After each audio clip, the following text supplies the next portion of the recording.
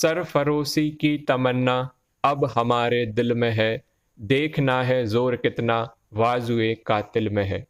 जब भी भारत की स्वतंत्रता के इतिहास में महान क्रांतिकारियों की बात होगी, तब हर बार जिक्र होगा भारत माता के इस वीर सपूत का, राम प्रसाद बिस्मिल का। हिंदुस्तान रिपब्लिकन आर्मी के संस्थापक और शहीद सरदार भगत सिंह व अशफाक उल्लाह खां के गुरु शहीद राम प्रसाद बिस्मिल का जन्म 11 जून 1897 को उत्तर प्रदेश के शाहजहांपुर शहर में श्री मुरलीधर और माता मूलमती की दूसरी संतान के रूप में हुआ था। राम प्रसाद बिस्मिल को घर में सभी लोग प्यार से राम कहकर पुकारते थे।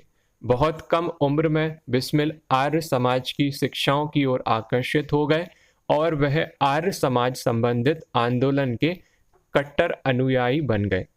हिंदुस्तान रिपब्लिकन एसोसिएशन की स्थापना में 1920 में बिस्मिल ने सचिंद्रनाथ सान्याल और जादू गोपाल मुखर्जी के साथ मिलकर इस संगठन का गठन किया।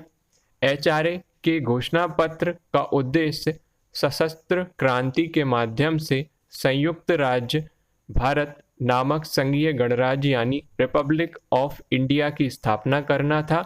बिस्मिल ने मैनपुरी कांड और काकोरी कांड को अंजाम देकर अंग्रेजी साम्राज्य को हिला दिया।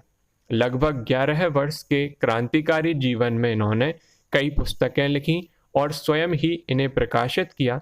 इनके जीवन काल में प्रकाशित हुई लगभग सभी पुस्तकें ब्रिटिश सरकार ने जब्त कर ली। बिस्मिल उपनाम के अतिरिक्त वे राम और अज्ञात के नाम से लेख व कविताएं लिखते थे। 1925 में काकोरी ट्रेन डकैती HRA की एक बड़ी कार्रवाई थी, जिसका उद्देश्य अपनी गतिविधियों के लिए धन जुटाना और प्रचार करना था। वे अपने प्रयास में सफल रहे, लेकिन हमले के 1 महीने के भीतर ही उन्हें 1 दर्जन अन्य HRA सदस्यों के साथ गिरफ्तार कर लिया गया और काकोरी षड्यंत्र केस के तहत उन पर मुकदमा चलाया गया। कानूनी प्रक्रिया 18 महीने तक चली। बिस्मिल, राजेंद्र लाहिड़ी, अशफाक उल्लाह खां और ठाकुर रोशन सिंह को फांसी की सजा सुनाई गई।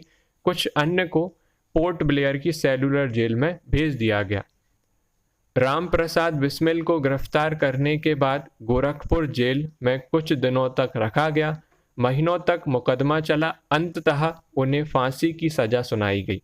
बिस्मिल को 19 दिसंबर 1927 को फांसी हुई। उससे पूर्व सुबह वे स्नान कर तैयार हुए, फांसी के फंदे के समीप पहुंचे। जब राम प्रसाद बिस्मिल से उनकी अंतिम इच्छा के विषय में पूछा गया तो उन्होंने कहा कि ब्रिटिश साम्राज्य का सर्वनाश। इसके बाद उन्होंने वैदिक मंत्रों का पाठ किया, भारत माता की जय और हिंदुस्तान जिंदाबाद के नारे लगाए। देश की स्वतंत्रता के लिए वीर राम प्रसाद बिस्मिल ने फांसी के फंदे को चूम लिया। उनके बलिदान का समाचार समूचे देश में फैल गया। फूलों की चादर ओढ़े बिस्मिल के शव का अंतिम संस्कार किया गया। फांसी के बाद बिस्मिल के शव को राप्ती नदी के किनारे ले जाया गया, वहीं उनका अंतिम संस्कार हुआ। बाद में उस जगह को राजघाट का नाम दिया गया। जब उनके बलिदान की सूचना उनकी मां को मिली तो उन्होंने कहा कि मैं अपने पुत्र की मृत्यु पर प्रसन्न हूँ, दुखी नहीं। मैं श्री रामचंद्र जैसा ही पुत्र चाहती थी, वैसा ही मेरा राम था। बोलो श्री रामचंद्र की जय।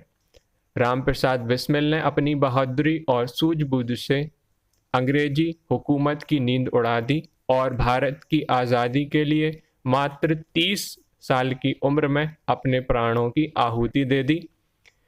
आज इस वीडियो में हमने राम प्रसाद बिस्मिल जी की बायोग्राफी को कवर करने का प्रयास किया।